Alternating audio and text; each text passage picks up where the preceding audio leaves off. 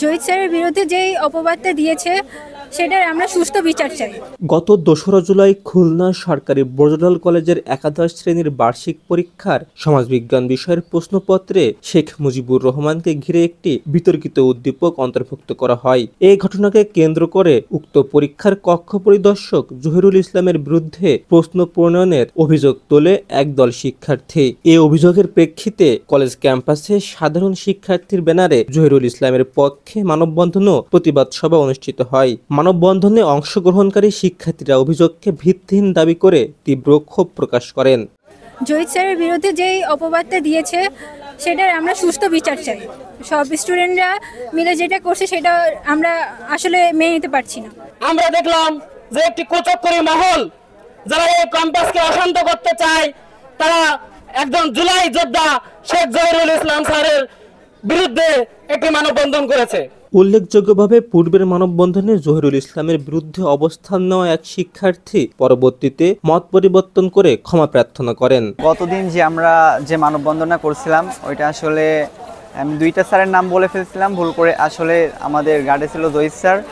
এখানে আমরা বিবেচনা বা তদন্ত করে দেখি জহির স্যারের কোনো দোষ নেই। ওইখানে আমার জহির স্যারের কথাটা ভুল হয়ে গেছিল বলা। এদিকে ভয়েস অব টাইগারের হাতে আসা কিছু স্ক্রিনশটে দেখা যায় হুসাইন আহমেদ নামে এক শিক্ষার্থী তার ফেসবুক মন্তব্যে জহিরুল ইসলামের বিরুদ্ধে উক্ত বিষয়ে সম্পৃক্ততার দাবি করেন এবং তিনি উল্লেখ করেন বিভিন্ন সংবাদ মাধ্যম থেকে এই তথ্য পেয়েছেন। হ্যাঁ, আপনি আপনার এই বিষয়ে আপনার পোস্ট বিষয়ে আপনি যা বলতেছেন সেটি একটু আমাকে বললে আর কি, বা আপনার মতামতটা কি?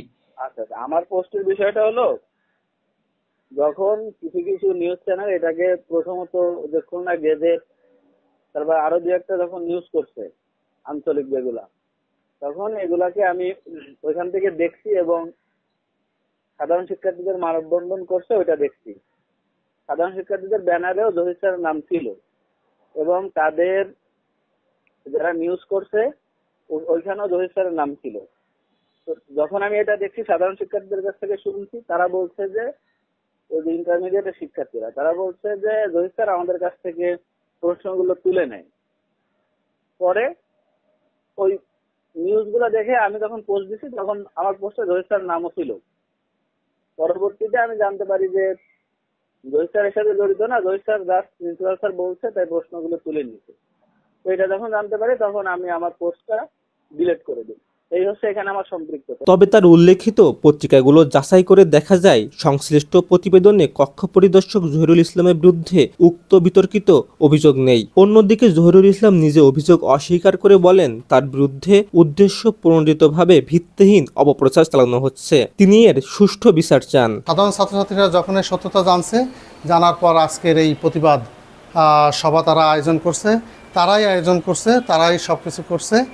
আর আমি অবশ্যই ওই মহলের যারা যে এই ছাত্রনামের কলঙ্ক যে 2-1 এদের যারা এই মহলের যারা ঊর্ধ্বতন পর্যায়ে আছে, আমি তাদেরকে বলবো এদেরকে যেন অনতিবিলম্বে বহিষ্কার করা হয়। কলেজ কর্তৃপক্ষকে এই সাধারণ ছাত্রছাত্রী আবেদন জানাইছে এই সমস্ত ছাত্রদের যেন কলেজ থেকে বহিষ্কার করা হয়। Shafet Hossain Shaon, voice of tiger.